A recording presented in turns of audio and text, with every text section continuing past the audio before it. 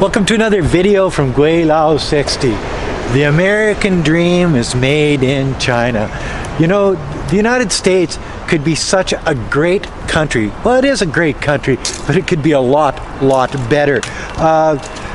The days of one parent working, another parent home taking care of the children, living in a nice little house with a white picket fence, you know, 2 cars in the driveway, or 1 in the garage and 1 in the driveway. Those days are over. Those days were in the 50s, and you know what? It was a good time. And that's why Trump says, make American great again, because this is when he grew up, was in around the 1950s, when people did have a little white picket fence around their house. One parent was working. You know, things were better. You were making more money than it took to pay your bills and whatever. But over the years, that has been eroded. What did they do? Well, for one thing, they sent all of their low manufacturing jobs overseas to a place like China. China was a very poor country back then, and they were more than happy to have this manufacturing come to their country and employ their people and make it better for them. So the American dream was starting to be made in China at that point. Well, what else has the United States done wrong? Well, let me tell you, they've taken trillions and trillions of dollars and invested it in their military. Well, you know, that's okay, I guess. You're employing service personnel, you're buying airplanes, guns, aircraft carriers off the big machine that makes war machines, and it pads their pockets and everything. But what it doesn't do is it doesn't build any infrastructure in the United States. Without infrastructure, without roads, without railway, without buildings, without manufacturing companies, without all of the things that make a country like China richer, where the people are working, where the people can afford houses, where the people can afford secondary education, where the people aren't living on the streets. You look at where I am right now, along and look at this cute little thing. Hello there, what's your name? Are you following me? Yeah. You know I'm married, right? Yeah. Yeah? You marry me. Oh, I married you. Okay. So, you know, the idea that all of these different things have happened over the last, say, 30 or 40 years, and it's benefited China rather than benefiting the United States. The United States has homeless people out there yang. They have crime. They have a divide between their citizens. On one side you have the Democrats, and on the other side you have the Republicans. Both think that their world would be a better world if it was done their way.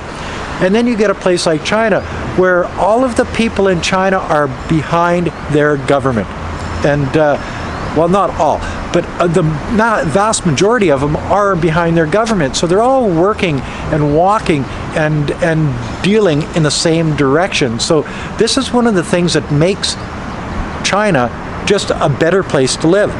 But as you see, when the United States was moving these jobs overseas, now they can buy, you know, a toaster for $8 rather than $48. Now they can buy color TV for $200 rather than $1,000, and this freed up a lot of money so the American people could, you know, afford a better car, could afford a nicer house, because they weren't paying so much for these little things that were made in China.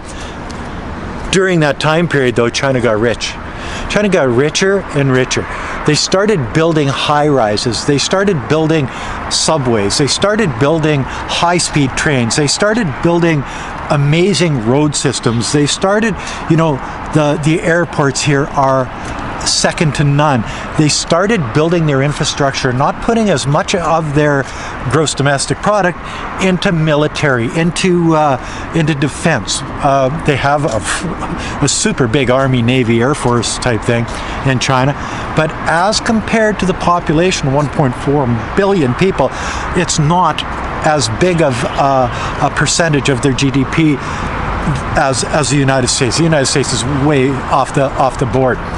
But you see, as the United States is putting their money into stuff like this, into different skirmishes around, let's call them skirmishes around the world, in places like Syria and Afghanistan and Venezuela. Yes, Venezuela, where they're the embargoes, Iran, you name it. They've been in they even tried to take over Canada one time. That's a long time ago. Didn't work. We kicked their asses.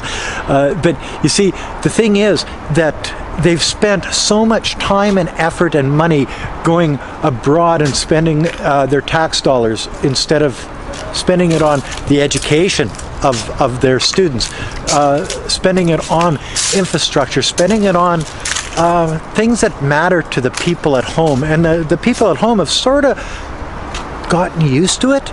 And I don't understand this, and they've been brainwashed. Americans have been brainwashed to believe that they are the best country in the world. Their medical isn't as good as other countries. Their education isn't as good as other countries. Their standard of living isn't as good as other countries. They have crime. They have more mass shootings than anywhere else in the world. They have, so what do you mean by a better country? What is the American dream? Is the American dream just a dream? We dreamt that we were the best country in the world. And then you look abroad at different places. Look at Canada. Universal health care. It's a good thing. You get sick in Canada, doesn't cost you your life savings. You go to the doctor, they say what's wrong with you, you go to the hospital, they fix it. And we know this because Wei Fong had cancer and we went through everything. It didn't cost us 1 cent. Well, it did, because we paid our taxes through our lifetime working and doing business in Canada. But you get to places like China here where they've got some of the smartest students in the world. They've got some of the best infrastructure in the world. So as the American dream was being built in the United States, it was actually being built in China and exported to the United States in low-cost products. But it's changed over the last 10 years. Now they're not selling low-cost products to the United States or around the world anymore.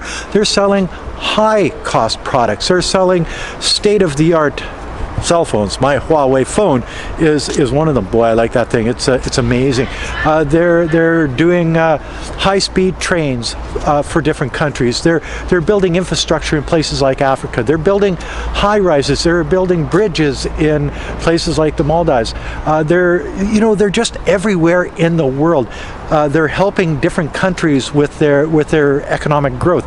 They've got the Belt and Road Initiative. They're in there everywhere, and so now they're building the American dream, not only in China, but they're building the American dream around the world through economic development. And you see, the United States doesn't see that. If they can't get along with the country, if you're not doing exactly what we want, we're going to put an embargo on you. We're going to put trade tariffs on you. We're going to try to ruin your economy, ruin it to the point where your people don't like the government anymore, and they're going to switch a government to a different government, leaving a vacuum there. And we see what can happen in certain countries when that vacuum is there, like Iraq. You know what I mean? You overthrow a government, and now who's going to take over? It's going to be better or worse. But I'm a little bit off topic, but it actually is on topic, that American dream isn't really a reality anymore like it used to be in the 50s. But in the 50s, Native Americans had no rights. Black people had no rights. So was the American dream only for the white people? The Chinese definitely had no rights in the Western world at that time. So the American dream maybe is the white privilege dream. And it was made in China because the Chinese people were building all of these products and shipping it to the United States cheap enough that all the American people could afford all these little products that they were buying from China.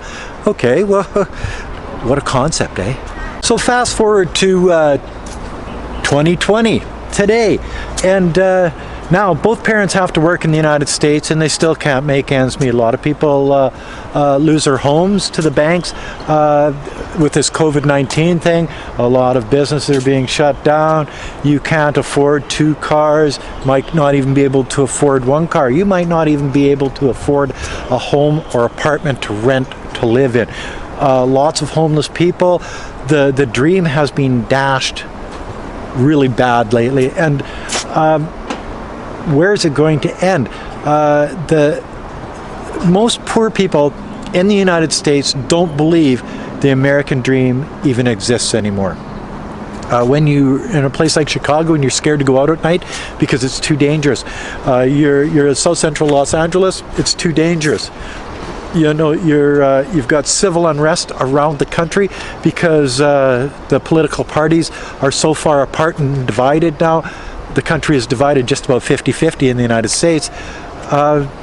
Where does it all end? Where does that what is the American dream now? Just to get through the day, just to have a place to live, just to have food on the table, just to be able to afford education for your children, be able to be safe from getting sick from COVID-19, being able to go to a doctor and not having to spend your life savings. You know, what is the American dream? I know in China right now, everybody that I see, I talk to, and I associate with, think tomorrow is going to be a better day than today. They have the American dream here in China, but it's really not the American dream, it's the Chinese dream. They've worked hard. They've pretty well squashed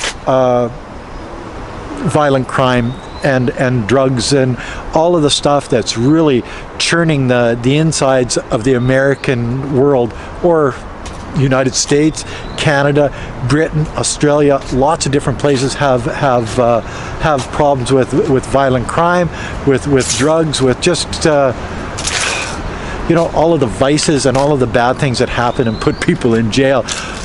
You know, so when you're thinking American dream, and as a Canadian, I grew up thinking that the United States, the American dream, you know, all of these different things, that the United States was all that and more. Well, I've come to understand that that's not true. When you look around the world, there's a lot of different places around the world that are better than the United States, have better education, better healthcare. You know, lots of different things that are better than the United States. They still have that ideal of democracy is freedom. I'd rather be dead than red, and all of this other stuff. But is that just in their mind, or is that in reality? I think that if every American in the United States came over and lived in a place like Nanning, China for a year, they would soon find out that the American dream is not what they thought it was in the first place, but they would think that maybe China is the American dream. Anyway, that's another video by the canal in Nanning, China. No graffiti, no homeless people, no drug addicts, no tent cities, no violent crime, nothing. It's one of those things that for the last 17 plus years I have been living the Chinese dream, and it just keeps getting better and better, and I'm very glad that I've learned to live in a place like this. Anyway, that's another video from Gweilo 60. If you like this video, as always, like, comment, subscribe, push that share button. Thanks for watching. Don't forget to resubscribe, hit that bell, and check your subscribe button. A lot of people have been telling me. One guy says, you know, I've had to resubscribe like 10 times, so YouTube still isn't loving me. So why don't you show me some love, hit the subscribe button. Thanks for watching. Bye now.